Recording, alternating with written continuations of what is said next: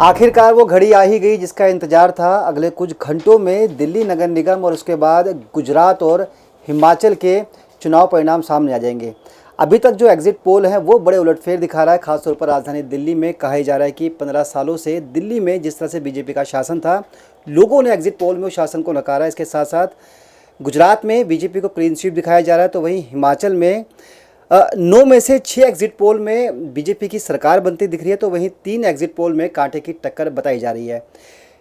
क्या exit poll में क्या लबो-लुबाब होता है? क्या वाकई एग्जिट पोल रिजल्ट में कन्वर्ट होते हैं? अगर वाकई ऐसा हुआ तो क्या जो देश की राजनीतिक हवा है उसमें कुछ बदलाव होगा?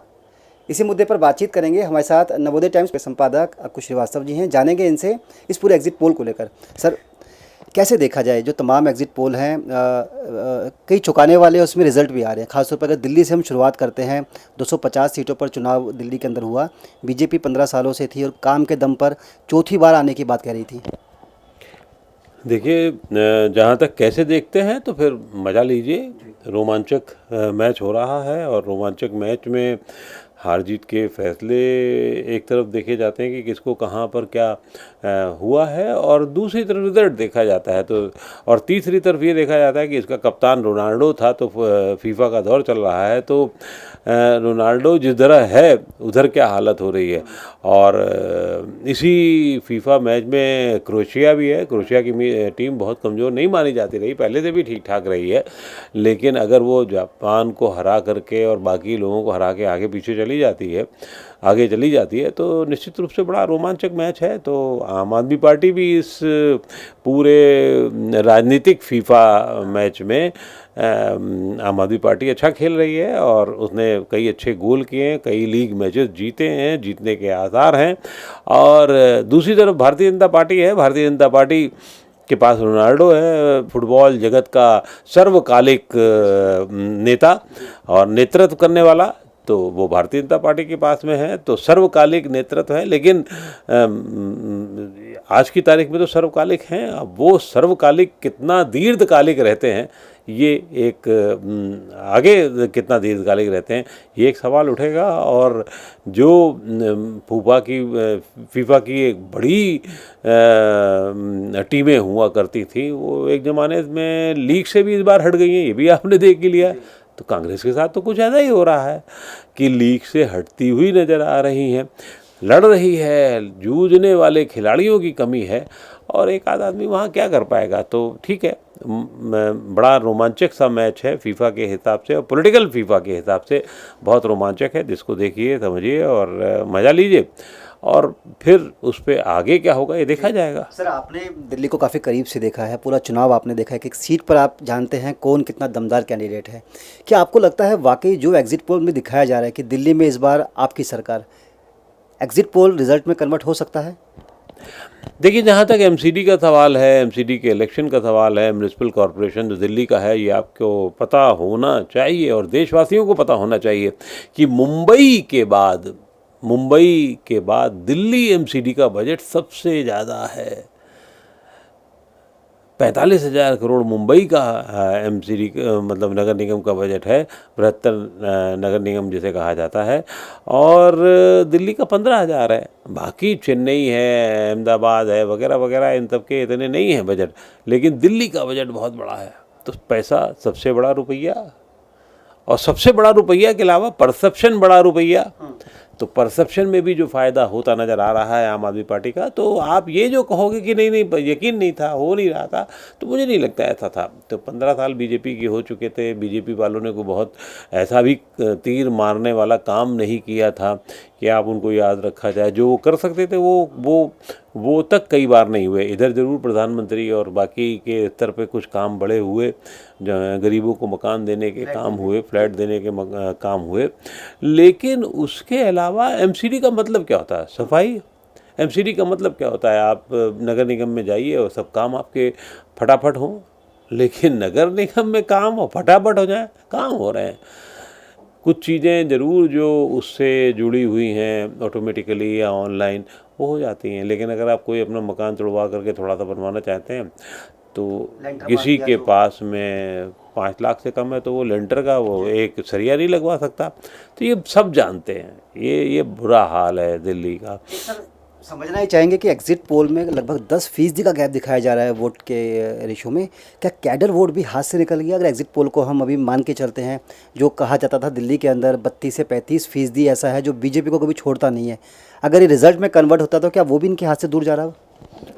नहीं, मुझे नहीं लगता कि जो बिल्कुल एमसीडी का, देखो एक चीज़ आप समझो, एमसीडी का कैडर वोट अलग है, विधानसभा का अलग है कैडर वोट, और लोकसभा का अलग है। ये आप ये मान लीजिए, ये ऐसा नहीं हो सकता कि जो बीजेपी का कैडर वोट है वो या आम आदमी पार्टी का जो कैडर वोट है वो अलग अलग होता जाता है, मतलब बिल्कुल एक रहता है, वो सोचता है। इसी वजह से आम आदमी पार्टी जब प्रदेश में के चुनाव लड़ती है तो उसे संसद में सफलता नहीं मिलती है, लेकिन एमसीडी में सफलता मिलेगी ना मिलेगी ये दूसरे की विफलता पर ज़्यादा निर्भर करता है। तो यहाँ भाजपा की विफलता थी इसलिए उसको लाभ होने की संभावना थी, और हम सब पहले से जान रहे थे कि उनको बहुत लाभ होगा, क्योंकि यहाँ तो कुछ है ही नहीं, यहाँ तो बहुत कम पे थे, कम से ज़्यादा पे आए हैं, तो उसको निश्चित रूप से बड़ा लाभ होना था। तो वो लाभ होता हुआ मुझे दिख रहा है। अब कितना बड़ा होगा तो ये अभी से मुझे लगता है यहाँ जो एग्ज़िट पोल हैं वो कुछ पूरी तरीके से वैसे भी नहीं सही होते हैं। एग्जिट पोल का, हाँ, एग्जिट पोल का इतिहास जो है वो बहुत अजीबोगरीब रहा है, और दिल्ली में तो खास तौर से दिल्ली में 2-3 चीज़ें हैं जिनको आपको ध्यान रखना होगा। महिलाओं ने किसको वोट दिया, SC ST ने किसको वोट दिया, झुग्गी झोपड़ियों ने किसको वोट दिया, अल्पसंख्यकों ने किसको वोट दिया। दिल्ली का मूल वोटर भी जो पंजाबी और बनिया वैश्य था उसने किसको वोट दिया। तो ये गणित अगर आप ठीक से समझ लेंगे तो हो जाएगा। लेकिन जो अब फॉर्मेट बन चुका है बिजली पानी के लाभ का, बस फ्री, वही जो है वो उसका डिविडेंड मुझे पक्का लगता है कि अरविंद केजरीवाल उसका डिविडेंड खाएंगे, और यहाँ पर बढ़िया उनकी पार्टी को उसका लाभ होगा, उससे अच्छे से वो अब देखना ही है कि आगे कितना काम कर पाते हैं वो लोग। सर एक सवाल और एमसीडी पे, उसके बाद गुजरात और हिमाचल पे बातचीत करेंगे। किसकी हार मानी जाएगी? प्रवेश वर्मा चुनावी मैदान में थे, छठ पर वीडियो वायरल हुए, अधिकारी को कहा गया केमिकल वाला पानी दिलाया जा रहा है। मनोज तिवारी एक लोकप्रिय गायक हैं, अच्छे नेता भी हैं, पूर्वांचलियों में बड़ी पकड़ का दावा करते थे। आदेश गुप्ता को कमान सौंपी गई, तमाम सांसद मैदान में लगे रहे, प्रधानमंत्री जी ने अपने हाथों से फ्लैट की चाबी दी, कोई मुद्दा काम नहीं आया। ना सत्येंद्र जैन का मसाज वाला वीडियो काम आया, ना शराब नीति काम आई। सिर्फ आपको लगता है कि जो आपने डिविडेंड की बात करी वही फ़ायदा आम आदमी पार्टी को मिला? दिल्ली वासियों को चाहिए क्या? अब वो उनको लग गया है कि उनका अधिकार है तो बिजली पानी फ्री चाहिए उन्हें, वो उनका अधिकार है। अब उनको ये मान के चलिए कि ये अधिकार कोई जल्दी जल्दी छीन नहीं सकता, ये आगे देना ही देना होगा, चाहे भारतीय जनता पार्टी है चाहे वो। और भारतीय जनता पार्टी आने के लिए ये लालच देगी, और केजरीवाल साहब इसको बने रहने के लिए हमेशा बनाए रखेंगे, तो ये उनका हक हो गया। दिल्ली के बाद एक मिनट, अब इनका ये हक हो गया है, तो इस हक के बाद में मुद्दे और क्या हैं, ये ज़्यादा बड़ी चीज़ है। मुझे नहीं लगता कि दिल्ली में कूड़े का ढेर इतना बड़ा मुद्दा जितना बड़ा बनाया गया था वो हो पाया। वो बिजली पानी पे ज़्यादा ही रहा। उसी तरीके से भारतीय जनता पार्टी के साथ दिक्कत क्या है कि यहाँ नेता बहुतेरे हैं, और सब अपने आप को बिल्कुल लल्लन डाम मानते हैं, बिल्कुल ऊपर पे मानते हैं, हवा में मानते हैं। कोई भी शासक सांसद हैं, कहाँ पर नज़र आ रहे थे हर्षवर्धन साहब, कहाँ पर अपनी हंसराज जेट प्लस सिक्योरिटी लेके तो घूम रहे हैं, सब ठीक है, अच्छी बात है, लेकिन वो कहाँ बहुत ज़्यादा दिख रहे थे कि दलित बस्तियों में पिछले 2 साल से जा रहे हों, आ रहे हों, रह रहे हों, उनके साथ खा पी रहे हों। जब भी जानते हैं कि आम आदमी पार्टी ये टैक्टिस अपनाती, तब भी भाजपा वाले जो हैं वो उसको फॉलो नहीं कर पाते, ये एक उनकी दिक्कत है। दूसरा, भाजपा में नेता बड़े हैं, सबके ईगो बहुत बड़े बड़े हैं। आपको याद होगा पिछला चुनाव जो हुआ था किरण बेदी वाले में, जिसमें हुआ था तो असेंबली वाले में पिछली बार में, तो उन्होंने बैठक बुलाई, भाई लोग गए ही नहीं, सांसद गए ही नहीं, कहले रे हम तो सीनियर हैं ना, हम क्यों जाएंगे, तो वो नहीं गए। तो ये ईगो यहाँ बहुत बड़ी है, नेता है नहीं यहाँ पर भारतीय, नहीं वो नेता है नहीं, वो ज़मीन से जुड़ के नेता करने वाले नेता है नहीं। और आदेश गुप्ता इतने बड़े नेता नहीं कि वो इतनी बड़ी हस्ती नहीं है कि वो सबको कंट्रोल कर सकें। तो यहाँ वो आदमी चाहिए जो जो स्थापित हो, नियंत्रित कर सके और जिसको फिर लोग माने, चाहे वो कोई तेज तर्रार सांसद हो और चाहे वो कोई और हो, लेकिन चाहिए तेज तर्रार वाला, बिल्कुल अपने आप को साबित करके निकल जाने वाला। भारतीय जनता पार्टी के पास बहुत सारे ऐसे नेता हैं, ऐसा नहीं कि नहीं है भाजपा में, लेकिन यहाँ नहीं है। तो बाहर से आप देख करके तो समझ सकते हैं कि इनकी चाल वहाँ पसंद की जा रही, तो यहाँ वाला भी एक ऐसा कोई पैदा करो, ऐसा ही कोई आदमी ढूंढो, देखो। और है इनके पास, सिर्फ उसको अपनी रणनीति में कहाँ फिट करते हैं ये देखना बड़ा बात है। और आम आदमी पार्टी ने वो काम बहुत अच्छे से किया है। आम आदमी पार्टी के पास कई निचले दर्जे के नेता थे, लेकिन उनको धीरे धीरे अरविंद केजरीवाल ने नंबर 2 और 3 की श्रेणी में ला। हाँ जी सर, आपने कहा कि दिल्ली में रेवड़ी का फ़ायदा हुआ है आम आदमी पार्टी को। ये पार्टी हिमाचल में भी चुनाव लड़ी, गुजरात में भी चुनाव लड़ी, इसके साथ साथ कांग्रेस भी चुनाव लड़ी। क्योंकि कांग्रेस अब इतनी ज़्यादा कहीं नज़र नहीं आ रही, तो इस पर बातचीत भी कम होती है। हिमाचल की अगर हम बात करते हैं तो 9 एग्जिट पोल हैं बड़ी बड़ी कंपनियों के, जिनमें से 6 कहते हैं कि बीजेपी की सरकार आएगी, जबकि 3 कहते हैं कांटे की टक्कर है। और सुगबुगाहट ये भी है कि कांग्रेस भी शायद सरकार बना सकती है। क्या लगता है आपको? हिमाचल एक बहुत छोटी विधानसभा है, 68 सीटों की विधानसभा है। छोटी विधानसभा में हमेशा ये खतरे होते हैं कि कौन भी कहाँ जीत जाए। गोवा में क्या हुआ आपने देखा ही देखा, दिल्ली में न जाने कितनी दफ़े हो चुका है, उत्तराखंड में न जाने कितनी दफ़े हो चुका है, हिमाचल में 4 बार ऐसा हुआ कि 30 से ऊपर दोनों की सीटें रही हैं 5 बार। तो आपने क्या देखा, निर्दलीय खेल करते थे। हिमाचल में इस बार भी मुझे लगता है कि कोई बहुत बड़ा अंतर नहीं होगा सीटों में। परसेंटेज में तो जा ही नहीं रहा हूँ मैं अभी, परसेंटेज तो मुझे लगता है कि मुश्किल से 2% का अंतर होगा, ये आप लिख के रख लो। रिजल्ट में, कैंडिडेट के रिजल्ट, वोट्स में, जी वोट शेयर में, पार्टियों के वोट्स में बीजेपी और कांग्रेस के आदर्श को कुछ मिल जाएंगे। आम आदमी पार्टी वहाँ नगण्य है की स्थिति में, उन्होंने कर दिया अपने आप को, जबकि ऐसा नहीं था, ये लड़ नहीं सकती थी। अगर वो लड़ते तो कुछ ना कुछ, लेकिन उनको ये लगा होगा कि हमें कहाँ फ़ायदा ज़्यादा मिल सकता है, तो इसीलिए वो गुजरात चले गए। वो गुजरात में उन्हें ज़्यादा डिविडेंड मिलने के आसार थे और वो रणनीतिक था मामला, वो उन्होंने कर लिया बैठ करके। तो हिमाचल में जो है वो मुझे ये लगता साफ है कि आखिरी दम तक ये जितने भी चैनल हैं या एग्जिट पोल हैं, ये बड़ा अच्छा सा लिख देते हैं ±5 सीट। तो फिर बचेगा क्या भाई? 5 का अगर मान लो कमी ज़्यादा कर लिया तो बचता क्या? मुझे भी ऐसा ही लगता है कि ऐसा ही होगा, ±5 या प्लस में जो चल रहा है। तो ये बहुत कांटे की टक्कर है और जो भी जीत जाएगा, और बाकी 2-3-4 लोग तो ऐसे किनारे खड़े होंगे कि जैसे ही कोई बड़ा खिलाड़ी उसको लगा, बढ़िया ऑफर आया, ऑफर को स्वीकार किया और पल्लड़ा बढ़ने, क्या दिक्कत है?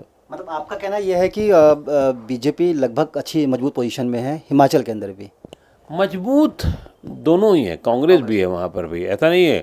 लेकिन बीजेपी ने बाद में थोड़ी मजबूती हुई महिलाओं को लेकर के, जब उसने महिलाओं से जुड़ा हुआ अपना पत्र जाहिर किया, एक अलग घोषणा पत्र दिया, जिससे उसका फ़ायदा होगा। जी सर, हिमाचल की बात करते हैं। प्रधानमंत्री नरेंद्र मोदी ने कई वहाँ रैलियाँ की, अमित शाह वहाँ डटे रहे, नड्डा जी खुद हिमाचल से हैं, अध्यक्ष भी हैं पार्टी के, वो लगातार रैलियाँ करते रहे, अनुराग ठाकुर करते रहे। उसके बाद अगर एग्जिट पोल कहता है कांटे की टक्कर है, तो इसे कैसे समझा जाए? क्योंकि कांग्रेस के पास हिमाचल में बड़े चेहरे नहीं थे। प्रियंका गांधी ने हालांकि कुछ सवाल जरूर की, लेकिन बड़े नेता वहाँ नहीं पहुँचे कांग्रेस के। नहीं, कांग्रेस के पास जो था वो गया वहाँ। राहुल गांधी जा नहीं रहे तो नहीं गए। और कई बार तो ऐसा भी हुआ है जो टिप्पणियाँ लोगों ने, चाहे वो गुजरात में हो चाहे हिमाचल में, अजीबोगरीब टिप्पणियाँ उनके नेताओं को लेकर के की हैं। लेकिन कांग्रेस ने बहुत अच्छी लड़ाई लड़ी वहाँ। ये बात दूसरी कि अपने बघेल साहब, छत्तीसगढ़ के जो मुख्यमंत्री, वो लगे रहे लगातार, राजीव शुक्ला लगे रहे। स्थानीय नेताओं की फौज तो है उनके पास, लेकिन मतभेद बहुत हैं, तो इसलिए वो दिक्कत है उनके सामने। और यही, ऐसा नहीं कि भाजपा के सामने भी ऐसी ही दिक्कत थी, क्योंकि जेपी नड्डा साहब वहीं के रहने वाले हैं, उनके कुछ से अच्छे संबंध हैं, कुछ से अच्छे नहीं बताए जाते हैं, लेकिन पार्टी है तो पार्टी के लिए वो चाहते हैं, क्योंकि जेपी नड्डा साहब के लिए ये जीत जो है बहुत ज़रूरी होगी उनको स्थापित रखने के लिए,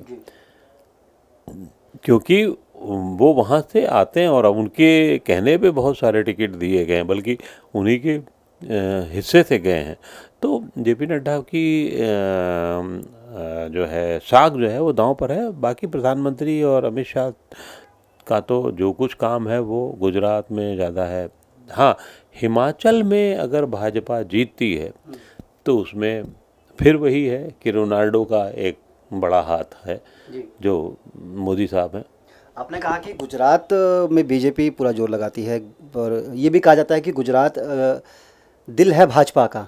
182 सीटें हैं और जब टिकट बीजेपी ने बांटी थी तब कई चेहरों के या कई बड़े नेताओं की भी टिकट काट दी गई थी।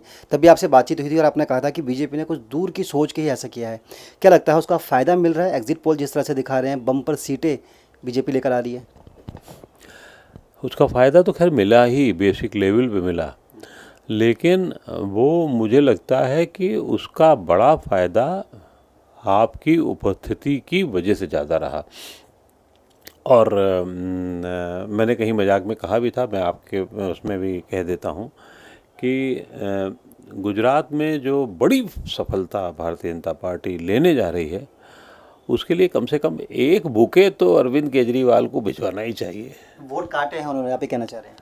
अब वोट काटे ही नहीं है, अपनी जगह बनाई है। वो बात दूसरी की अगली बार से वो बुके लेना शुरू करेंगे, कर सकते हैं, लेंगे नहीं, कर सकते हैं। गुजरात में आसान नहीं है ये करना।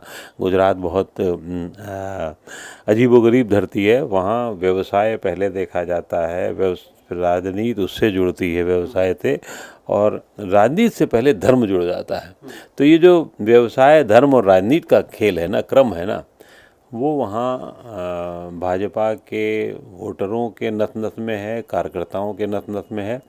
और दिल्ली की तरीके से नहीं, गुजरात में मैंने देखा है कि कार्यकर्ता वहाँ 20 घंटे काम करता है। सुबह 9 बजे आता है और रात 2 बजे, 2:30 बजे, 3 बजे। इसमें अमित शाह साहब भी शामिल हैं। समर्पित है, मतलब समर्पित नहीं है, वो करते हैं। समर्पण तो ठीक है, जूझते हैं। तो वो जो जूझते हैं उसका एक असर होता है। और बीजेपी का जो वोटर है, आखिर आप जो समर्थक है, अगर 10 से 15 लाख समर्थक 3 घंटे के बीच में प्रधानमंत्री के रोड शो के दौरान सड़क पे देखता है तो वो कार्यकर्ता नहीं है सिर्फ। तो गुजरात ऐसा ऊंचा पहाड़ है जिसमें बीच बीच में रेगिस्तान है, और रेगिस्तान में आप जब चढ़ने की कोशिश करते हो तो नीचे से आप खींच ली जाते हो। तो ये भी संभव है, ये आसान जगह नहीं है। और वहाँ जो है वो है, और उसको तोड़ना आसान नहीं है। लेकिन वो गड्ढे तो कई जगह बना ही सकता है वो। अगर वो भी एक समर्पित कार्यकर्ता है तो रेगिस्तान में जब गड्ढे चढ़ने की कोशिश होती है तो बढ़िया कुआं बना सकता है। तो वो भी और कुछ पानी दिखा तो सकता है। गुजरात में तो दक्षिण में पानी की कमी है, वो लोग उसी को देख के उसी मृत तृष्णा में खुश हो सकते हैं। तो वो मृत तृष्णा में जो खुश हो सकते हैं वो कुछ दिन तो खुश ही रह सकते हैं। तो वहाँ इसका असर गुजरात में चिंता होगी। अगर मतलब भारतीय जनता पार्टी के लिए चिंता भी हो सकती है। चिंता कब, कहाँ, कितनी होगी, अगले 1-2 साल में आपको दिख जाएगी। कुछ सर, क्या वाकई जो एग्जिट पोल हैं उन पे भरोसा किया जा सकता है? कुछ लोगों के मन में सवाल होता है। आपने कितनी लंबी पारी पत्रकारिता के क्षेत्र में रखी है, सैकड़ों चुनाव आपने देखे हैं, क्या माना जाए कि जो एग्जिट पोल दिखाता है वही रिजल्ट कन्वर्ट हो जाएगा? ऐसा नहीं होता है। एग्जिट पोल एक साइंस है जिसमें प्लस माइनस की गलती है। और अब अगर सब लोग, जो आदमी, एग्जिट पोल है क्या, आप वोट दे के आए, आपसे पूछा कि आपने किसको वोट दिया, क्या किया, आपका नाम क्या है, आपकी जाति क्या है, आप महिला हैं, पुरुष हैं, और किस इलाके से हैं, तो ये डाटा होता है उसमें। और फिर ये पूछते हैं कि आपने किसको वोट दिया। तो अगर मैं बहुत चालाक हो जाऊं, मैं दे करके आप गाँव को भाजपा को दिया तो क्या होगा? इसके पहले भी कई बार हो चुका है कि एग्जिट पोल थोड़े भी गलत हुए हैं, उससे थोड़े से ज़्यादा गलत हुए और बहुत भी गलत हुए। लेकिन मोर और लेस एक साइंस है जो धीरे धीरे मुझे लगता है कि ऑब्सोलीट होगी। क्योंकि लोग भी अब समझ गए हैं कि हर एक को बताना नहीं चाहिए। तो भविष्य में ज़रूर मुझे लगता है कि इसके एग्जिट पोल को या तो करने के तरकीब बदले जाएंगे, और या जैसे जैसे मन की बात होती है तो मन की बात वाले से आदमी मन में सोच रहा है, कोई ऐसी मशीन हो जो मन से बता दे। अगर सामने वाला झूठ भी बोल रहा है तो पता लग जाए, तब तो ठीक है। लेकिन ये हर आदमी अब इतना चालाक हो गया है कि कहाँ बताना चाहिए और नहीं बताना चाहिए। हाँ, उसके संकेतों से आप समझ सकते हैं क्या मुद्दा था। तो अगर आपने विकास कहा तो भाजपा का हो गया गुजरात में। आपने कहा कि हम लॉ एंड ऑर्डर अच्छा है तो भाजपा का हो गया, वो कूड़े का पहाड़ बोला तो फिर आम आदमी पार्टी का हो गया। तो वो संकेतों से समझा जाएगा और इसमें थोड़ी फिर धीरे धीरे गलतियां ज़्यादा होंगी, चीज़ें फिल्टर होने की संभावना बनी रहती है। एक सर आखिरी सवाल है, क्या इस रिज़ल्ट के बाद 2024 के लिए कोई मैसेज है बीजेपी के लिए? मैसेज ही मैसेज है। बीजेपी मान लो दोनों जगह जीत भी जाए, हिमाचल और गुजरात, हाँ, तो उसको सोचना होगा कि क्या हिमाचल की चारों सीटें आ जाएंगी। उसको सोचना पड़ेगा कि गुजरात में अगर मतों का बंटवारा हो रहा है तो क्या वो बंटवारा 26 की 26 सीटें लाने के का हमें आधार देगा। और अगर एक तरफा, जैसे कि एग्जिट पोल में एक जगह दिखाया कि आदिवासियों ने आम आदमी पार्टियों को वोट दिया, तो वहाँ की सीटों का क्या होगा? क्या वो खतरे में है? ऐसा नहीं है खतरे में है, लेकिन उसके लिए अलग से रणनीति बनानी पड़ेगी, अलग से जूझना पड़ेगा। और अब कोई भी कागजी रणनीति काम नहीं करने वाली। सबसे बड़ी बात है कि अपने वोट बैंक को निकालने की रणनीति इनको सोचनी होगी कि वो निकले किस तरह से, धक्का दे के लाया जाए, पकड़ के लाया जाए, कैसे लाया जाए। अभी क्या हो रहा है, लोग सोच रहे हैं कि साहब मैंने फ़ोन कर दिया आपको ले आए मुकेश जी को। मुकेश जी ने कहा नहीं यार कौन है, अभी एक हमारे साथी, मैंने कहा तुमने वोट दिया? कि नहीं दिया। मैंने क्यों नहीं दिया? बहुत खतरनाक जवाब दिया उन्होंने। वो जवाब दिया नहीं नहीं ये सीट जो है वो उनकी सोच जो है ये बड़ी बैकवर्ड थी। नहीं ये सीट जो है वो अब SC ST को हो गई तो हम क्या करें। मैंने उन्हें डांटा। मैंने तुम अगर इस तरीके से सोचते हो तो पढ़े लिखे हो कि बाकी लोग क्या करेंगे फिर बैठ करके। या आप ये सोच लीजिए कि महिला सीट हो गई तो मैं नहीं वोट दूंगा किसी को, पुरुष को होती तो ज़्यादा अच्छा। तो इससे बड़ा बैकवर्डनेस क्या हो सकती है? तो ये नहीं होना चाहिए। लेकिन अभी भी लोग इस भ्रम में हैं और चीज़ों में हैं। लोग कैसे निकाले जाएं वोट, मतलब अगर एक कट्टर समर्थक भी है तो, लेकिन अगर इन बेवकूफ़ियों की वजह से वोट डाल लेना चाहे तो उससे बड़ी बेवकूफ़ी क्या हो सकती है। चलिए सर, बहुत बहुत शुक्रिया। हालांकि अभी सिर्फ एग्जिट पोल है, अगले कुछ घंटों में तस्वीर साफ हो जाएगी। हालांकि गुजरात और हिमाचल को छोड़ दे तो दिल्ली से बीजेपी के लिए अच्छी खबर नहीं है। तमाम जो सर्वे हैं वो यहाँ पर बीजेपी को मैदान में पिछड़ा हुआ दिखा रहे हैं। देखना यही है कि क्या वाकई जो एग्जिट पोल है वही रिजल्ट में कन्वर्ट होगा और इस कन्वर्सेशन के बाद क्या 2024 के लिए कोई मैसेज यहाँ से पास होगा। अपने सहयोगी अनिल के साथ मुकेश गुप्ता।